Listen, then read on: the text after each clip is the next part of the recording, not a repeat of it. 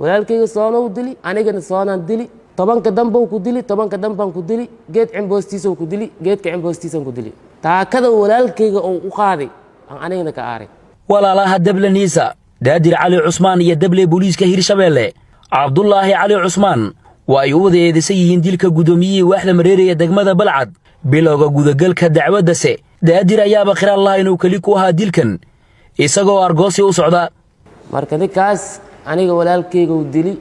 anigana dili gacanteedana ku dili ninkan walaalkaygana dil ma geysanin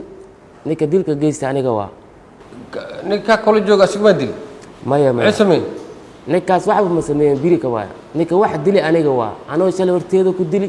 anoo idhaawacay haddana anaa dili gacanteedana ku dili markay walaalka ay adigu soo raacdeen miya maxaa shay waxa walaalkayga arinkaas dilka waxba kama jiro ninka wax dili aniga waa ninka shalay hortiisa lagu dili aniga waa walaalkayga dilka waa garan صح walaalka uu kula socdo miya markii hore soo faqdeen in la arstaan miya walaalkayga aniga xaafadiisa ugu tagi marka xaafada aan tagi laakiin magaalada iska wareegeynaan dhahay waa soo baxa oo soo qabaysaa u dhahay kadib aniga meesha oo ninkaas oo joogiyaan tagi marka xabadaha oo dhaceen kadib walaalkayga iyo gurigiisa iyo ninkaas gurigiisa saddex guri oo dhaxaysi kadib oo walaalkayga oo yimid xabadaha ku soo ordi marka uu ku soo ordi kadib aniga uu wacay aniga hore u soo baxay oo iga soo daba baxay waxaan dhahay ninka walaalkayga soo diliyaan dhahay waa kan Cabdalle oo isna doorkiisa sharaxaya adiga markaas waa hubaysantaad ma qoriya wataa ها قرية وطا والبسنا دركيه كل بسنا قرية وطي وكسودو بحياة aniga marxuum Xuseen Xasan Moolgale labada eedeysnaba waa uu soo barbaariyay ilaa uu ku soo saaray askar ka tirsan ciidamada qalabka sida oo xitaa isaga ay istaaf u ahaayeen eedeysanayaasha marxuumka ayaa 30kii bishii 3 ee sanadkan ku baxay xabada tira beel oo ka dhacay laba qori oo AK47 ah xafiiska xiraalinta inaga dabageeyo xiriirka ka dhaxeeya dil dhacay 3 sano ka hor iyo kiiskan iyo sida dilka ay wada geesteen walaalaha wada dhashay hal uu u baxay uu amiir dhan oo al-shabaab ka tirsan oo la dhashay labada eedeysane oo la yiraahdo Daahir Cali Cusmaan oo waliba dagaalka meesha ka dhacay u dhaxeeyo mid kamid ah eedeysanayaasha xiran Dable Bool Hirshabeelle Cabdullaahi Cali Cusmaan iyo Daahir Cali Cusmaan oo asaga inta uu umaado gudoomiyihii tuulada dhabaay ku dhaanay nin shabaab inta joogo walaalkay oo naftana waayo oo aan ka nasalahay ee bastoolada u qaatay inuu asigaba la dagaalamo ayuu gudoomiyihii u baxay inuu qayb ka noqdo oo argagixisada uu ka qabto tuuladiisa gudoomiyihii markuu goobta tagay inuu gudoomiyay garsoore maxkamadda sharafta waxa dhacday inuu meeshii kala kulmo dagaal in asaga la isku dayay in la dilo difaacu nafsi asoo ku jiro ayuu xabad cajarka ku dhuftay xabadii uu cajarka ku dhuftay waxa dhacday inuu gudoomiyay garsoore maxkamadda sharafta leh inuu u dhinto Daahir Cali Cusmaan markuu dhintay kadibna inuu gudoomiyay garsoore maxkamadda sharafta leh maxaa dhacay waxa dhacay markuu dhintay kadib in tolkii ay dhaheen ninkii shabaabka ahaa ee aad adigu dhaawacday ee dhaawicii u dhintay ayaa rabnaa xalkiis inaad nasiiso sida ay uga xaaltamay kadib wuxuu soo watay labadii wiil ee markii koow dhibka uu ku haayay asagoo kala badbaadinayo maadaama asigu u dhintay labadii uu soo waday waa uu qarameeyay wuxuu ku daray ciidamada qaranka damiinuu ka ahaa staff ayuu ahaa aragtidooda ayuu ka qayb qaadan jiray biilka iyo cunnada ay cunaan iyo daawintooda ayuu ka qayb qaadan jiray nin saas u ah ayuu ah gudoomiyaha dilka marka wuxuu ka dhacay degmada Balcad uu ka dhacay waxaana geystay labada ee sana maxkamadda hore fadhiyo waxaan keenay laba marqaati dayay caad u sheegay inuu dhacdada ay tahay dhacdo wada jira oo labadoodaba ay hal mar ay wada fureen kula fureen 46 baalood waxa dareemaysaa baarihi kiiska inuu sheegay madax ilaa cirib inay xabadaha baabba ka dhigan oo kurkiis baa laga dhaqla waayay inuu gudoomiye Cabdullaahi Cali Cusmaan iyo marxuumku waa qaraabo isku dhow sidaas ay taana waxay aan jireen staff ilaaliya staffka iyo adigu ilaalay ee aad biilkooda iyo cunnadooda iyo ka warqabkooda iyo daaweyntooda ka fikraysid haddii adigu ku soo laabtaa inay ku dilaan wax ka fool xun oo ku tilmaami karo wuxuusnimo ma jirto inuu gudoomiye Daadir waxa lagu daray ciidamada qaranka waa askari ka tirsan ciidamada nisa wuxuu ka tirsan yahay ciidamada nabad sugidda balcadaa laga qoray waxaa qoray guddoomiye ayaa qoray ciidankaas ayuu ku diray waxaa lagu tababaray laboorka xeerka iyo anshaxa ciidamada ayaa la baray qorayga cidda lagu riday ciddaan lagu riday ayaa la baray halkii inuu qawaaridta ku lahay qorigiis ayuu guddoomiye la aadmay guddoomiye garsoore maxkamadda sharafta leh xilligaas ayuu guddoomiye moolgal u imaaday wuxuu u tegey guddoomiye oo iska jeefa geed oo aan ka baqin ayaga maxaa yaado ayaga ka baqayan staffoo samaysan lahay hala soo baaro dhihi lahay wuxuu dhihi lahay xuduudoo samaysan lahay waxa gurigiisu ayaa open uga dhigo open gurigiisa ayaa u ahay wan guddoomiye cabdalla waa darawal kaxeeya mootada faykonta loo yaqaano goobjoogna ka ah halka falka uu ka dhacay waxa uu ka sheekeynayaa walaalaha wada socday halka uu geeyey iyo wixii xigay ee indhihiisu ku arkay wiilashaas horta aniga moota lugooda ku shaqaystaa feecom anoo markii la shaqeeyo maaday oo busteejadan oo balcad oo gaariyaalka oo balcad laga soo raro markii la qof keenay anoo siilaabahayo busteejada tuulada oo mareerey ma la dhahayo oo ka shaqaysano meeshay joogeen anoo meesha la tegi ee i waceenay dheen kaalina oo xaafadana geeydheen ee xaafadda garaashkan hal mar gaari layaa dhahay ee soo baxay dhan haddaba ima ay xaafadda leena geey labadoodaba anigana xaafadda waa geey jiri dhowr jeer ay geey jiri xaafadda ay geey jiri mar lacag ay siiyeen marna dee waxaan wax miisii jiro iska soo baxay way soo koreen mootada waa wadi xaafadda leenkan oo ka dijirow mootooyina meesha taagnaayeen mugaasay dheen mootooyina taan hor le u soco horadii u socday leenka oo guddoomiye hadda oo la dil raw leenka xaafadda isku tooskiisa meesha ka digani meesha marka ka digani leenka xaafadooda aan ku laabaro ay dheen hor u socay dheen guddoomiyaha soo fiiriyeenay horadii u sii socday guddoomiyaha xaafadiisa takane guddoomiyaha hubiga ji meesha oo hubiga agtiisa waa hubiga muga hadda ka hore biif saada soo baxaya buurar laga dhigay buurarkii mukusii yar kale intay ku jireen meesha jiifeen muga moota meesha ka soo baxday mootooyina caadi u galeen u maleynaa inay mootada meesha ku jirto mootada yaa meesha geliyay buurkii ka dijiyay godka ku dijiyay mootada meesha ku taakeeyay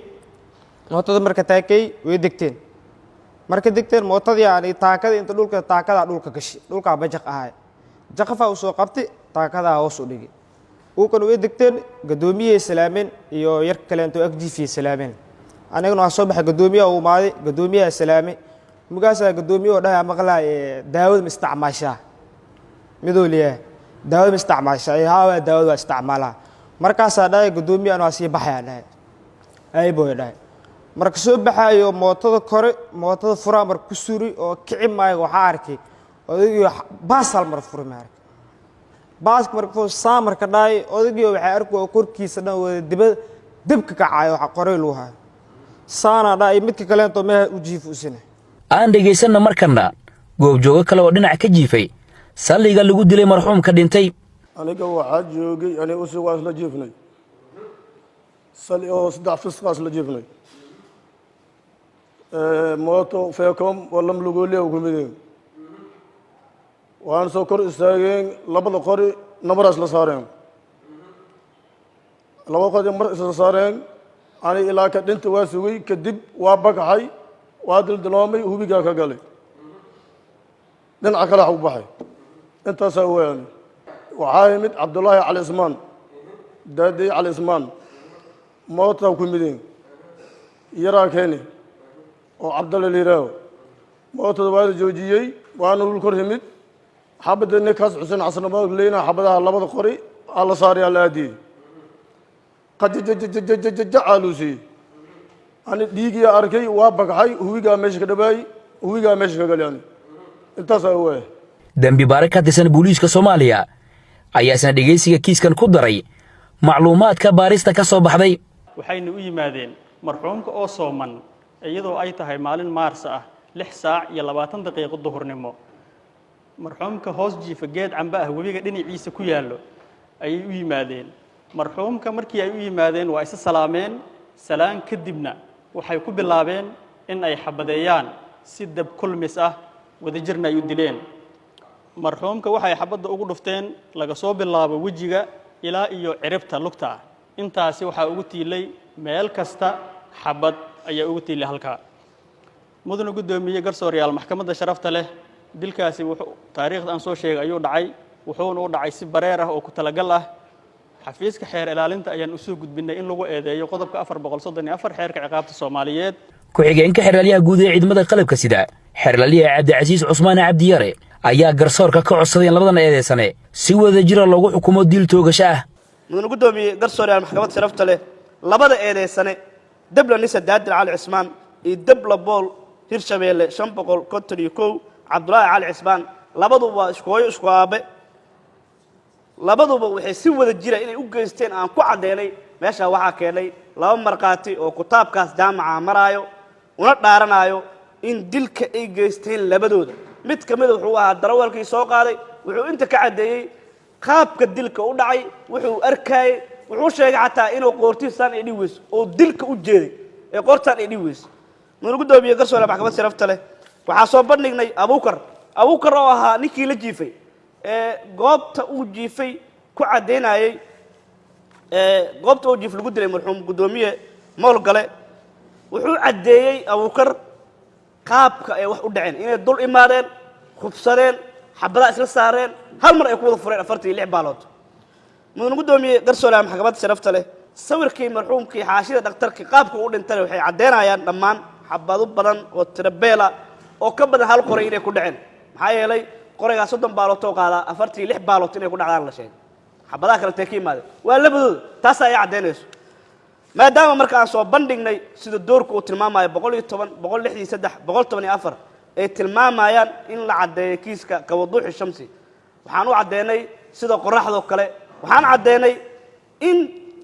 eedeysanayaashu ay yihiin kuwa kale falka aan ku soo eedeynayno waxaan u cadeynay shaahidayni cadlin aan soo bandhigno laba marqaati mudane gudoomiye garsooryaal maxkamad sharafta leh maadaama aan soo bandhigna marqaatiyaashaas caadiliinta ah qoriyo dilka lagu geysta ah keenay dhakhtarkii cadeynayay warqadiis ku cadeynayay in xabadaha ku dhacay ay ka badan yihiin hal qori ay ka badan yihiin ee cadaatay xafiisku uu ka duulay waxa ay ku marsiyoonayaan ee ah in dil walaalkood oo jiro oo heshiis aan laga gaaro cadaaladna aan helin xafiiska ayaa goobtii waxaan ka dhaceen inta dirsaday baarayaal iyo qabiiriin ka keenay warqadaha heshiiska ah iyo muuqaalka aad aragteen oo ducada ay ka muuqato oo lagu kala faatixeystay maadaama marka intaas oo dhan xafiisku isku hoolay cadeeyayna si shaki la'aana inay yihiin labada eedeysane kuwa galay falka aan ku eedeynayno